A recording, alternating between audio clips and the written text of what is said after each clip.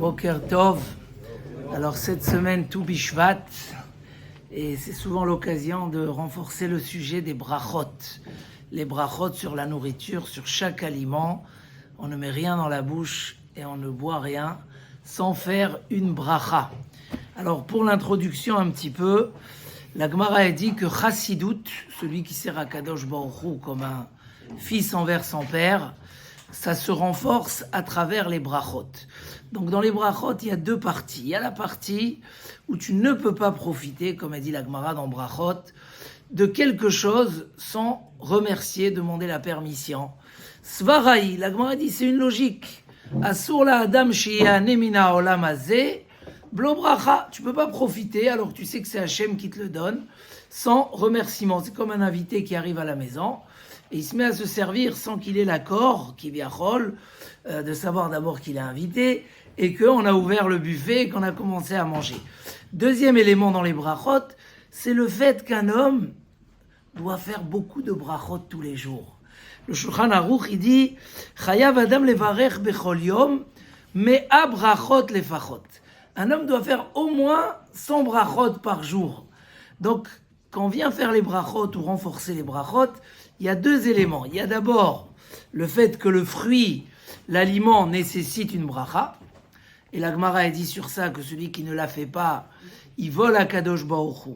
Et il vole le peuple d'Israël sa bracha. Et en plus de ça, il y a le fait que c'est une occasion, c'est un moyen pour arriver à ces 100 brachot tous les jours. Ça, Rabbi Meir, dans Masechet Benachot, il dit Chayav Adam levarech me'a brachot bechol yom. Et il apprend ça du pasouk que Moshe Rabbeinu dit au peuple d'Israël Ve'ata ma Hashem Elokecha shoel meimach. Qu'est-ce qu'Akadosh Baruch Hu te demande? Al tikri ma ela mea. Ne dis pas ma quoi, mais dis mea, 100 brachot. Il y a dans Tosfot plusieurs explications. Rabbeinu Tam, qui pense que dans ce pasouk, il y a 100 lettres. Il y a qui explique que ma, mea, be'at bash, ça fait mea. Il y a plusieurs explications, l'omeshane. Al kol panim, le Mishnah Bura nous fait le compte qu'un homme qui fait ses brachot, il arrive naturellement à 92 brachot en semaine. Et s'il rajoute 2 repas, ça fait encore 15, il est déjà à 108 brachot. Mais le Shabbat, où les tfilot sont plus raccourcis, il faut faire attention de faire plus de brachot pour pouvoir arriver à ces 100 brachot. Pourquoi c'est important ces 100 brachot? Explique le Maharal Miprag. Il dit, avec ces 100 brachot, on arrive à être shalem imboro, à être entier avec Akadosh Baruch Hu, remercier sur chaque chose et ne pas être séparé du Shem Hashem à aucun moment. Donc le Maharal, il explique que être shalem, être entier avec Akadosh Baruch Hu, c'est de le sentir à tout moment. Ça rentre dans les mitzvot tmidiot. On a 6 mitzvot quotidiennes, régulières, tout le temps, chaque seconde.